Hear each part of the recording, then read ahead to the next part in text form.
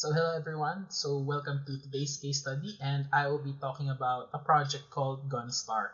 And the flow of the presentation, basically I'll give an overview of the project, I'll talk about a brief token summary, I'll talk about its market mechanism and token design, and what risks I see for the project. So let's start. So what is Gunstar? So Gunstar is basically a 2D MMORPG turn-based artillery strategy game. So it's kind of long when I say it, but then you can think of titles like Worms or Gunbound to easily identify what kind of game this is. So it also has its own, or it's developing its own in-house scholarship rental system, and it has a free-to-play trap, which is a system that lets you experience the whole game with one free pet, but users would need to purchase at least 2 NFT pets in order to withdraw their utility token from the economy. So speaking of the economy, what does its token economy look like?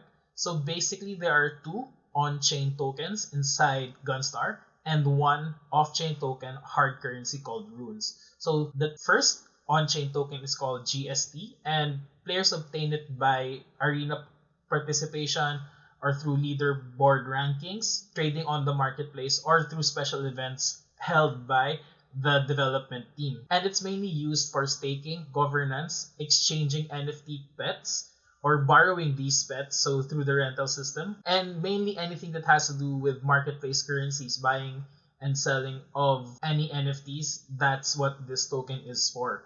And there's a maximum circulating supply of around 400 million GST. But the game also has a utility token called GSC, and it's mainly obtained through campaigns, so your PvEs, your raid bosses, through the arenas, through PvP. It's a leaderboard reward as well, and you can exchange it directly from other players. So what are the uses of GSC?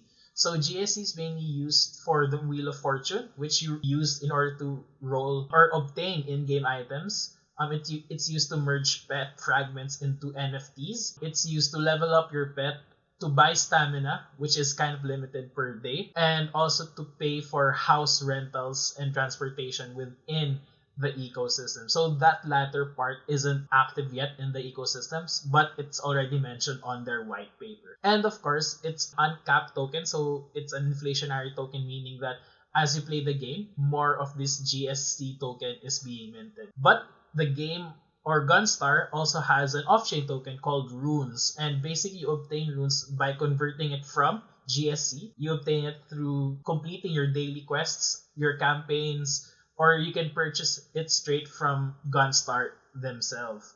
So what's the use? Basically, the use of runes is to be able to purchase raid passes, which in turn allows a player to compete or try and battle raid bosses in order to win NFT pet fragments. And also, runes are used basically to upgrade your free pet. So it allows for progression within the free-to-play ecosystem. And because it's off-chain, it's also an uncapped token inside the economy. So let's talk about quickly the different agents I foresee this economy to have. So in terms of market design, I foresee that, of course, the killer player type will be present in this economy, mainly because there's a big PvP aspect to it, and there's a competitive scene because there's also leaderboard, and this is where the killer archetype can mainly thrive from.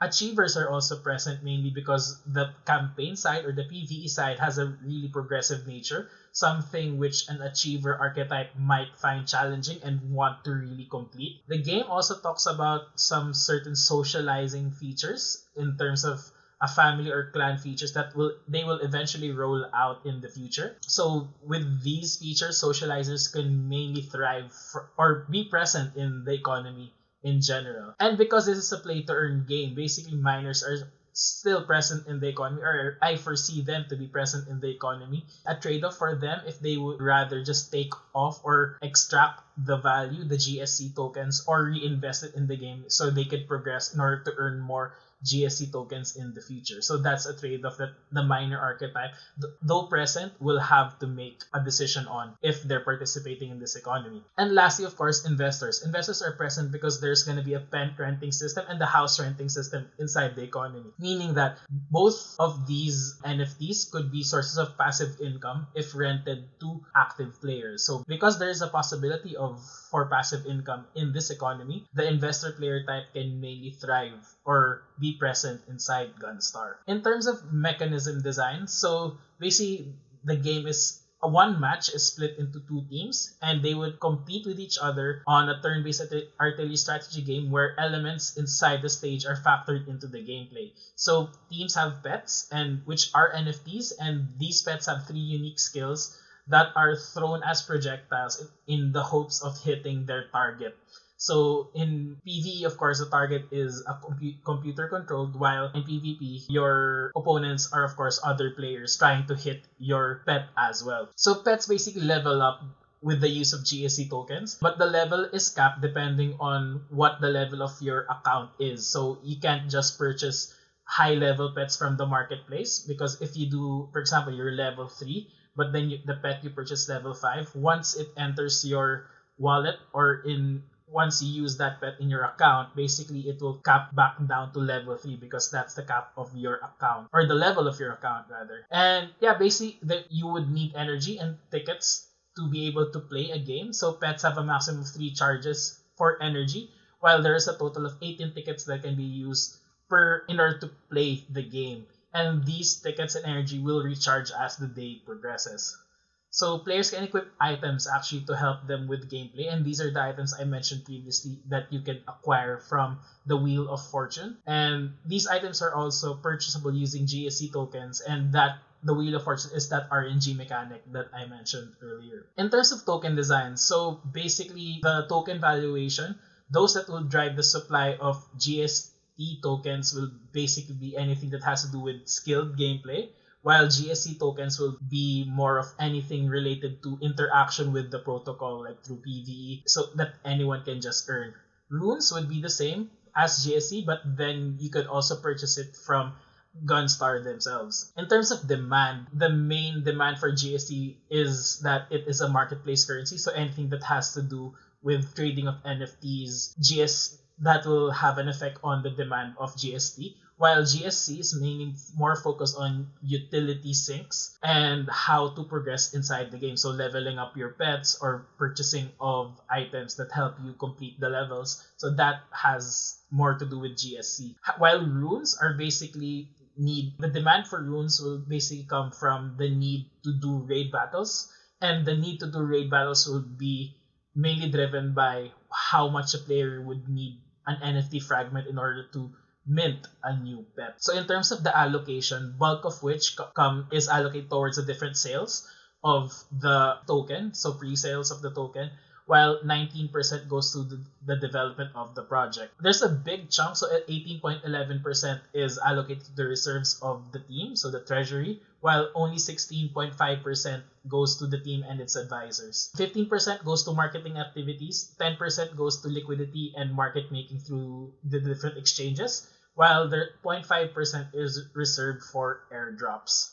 So now let's move on to the risks involved in the economy. So the first risk that I see is that since the team mentioned that they drew inspiration from Gunbound and Worms, it will always be a comparison. Like this project will always be a comparison to those titles mentioned previously. And the market might have a perception of a copycat game because of where it drew its inspiration from.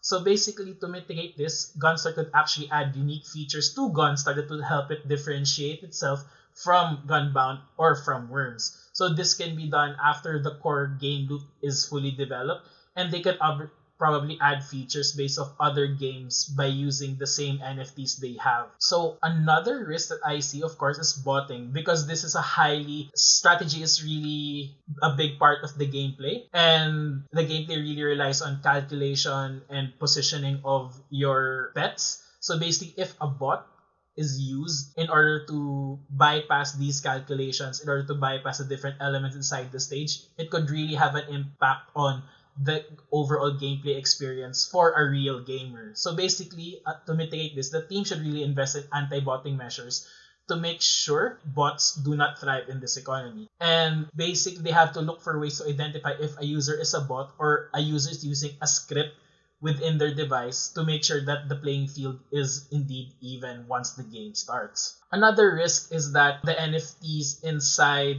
the ecosystem are repetitive and identical from a user experience perspective. So the only true differentiating factor for these NFTs are based on its stats, and that those stats are based on the level of the NFTs. But everything else is probably the same. Like one particular NFT would have the same skills as a different NFT of the same character. So one way to mitigate this, or to help try and avoid players from having like a cap on the content and to further entice them to purchase from the marketplace, especially once they collected all the pets already, is to add vertical progression to the pets. So maybe you could add a mechanic where you could fuse two of the same pet together, and it will basically which skill you want in order to use inside the game. So that actually helps add depth to the game and makes it more fun, and it's also an NFT burn mechanic as well. So one last risk is again related to the NFTs. So the introduction of new NFTs is quite slow in this ecosystem. So basically you have to undergo a raid and in order to get NFT fragments, and you have to collect enough NFT fragments to fuse them together in order to get a new NFT. So basically, if the game enters mass adoption and there's a limited supply of NFTs, with a growing demand, it might make it too expensive for new people to enter the economy. So basically, it might price out future or potential users of the game. Though the developers can always add more eggs, which in turn will produce 2 NFTs per egg, this will be actually kind of an inflationary mechanic, given that eventually the number of users the growth will eventually stop. So basically, this is just a reminder for the team to actually monitor and be mindful of the number of users that they have and the number of NFTs inside the marketplace. So they should always look to add new pets in the ecosystem and add, again, vertical progression to avoid overinflating the economy with a large number of identical NFTs. So basically, thank you. This is our case study of the game called Gunstar. So I hope you enjoy. Thank you for listening.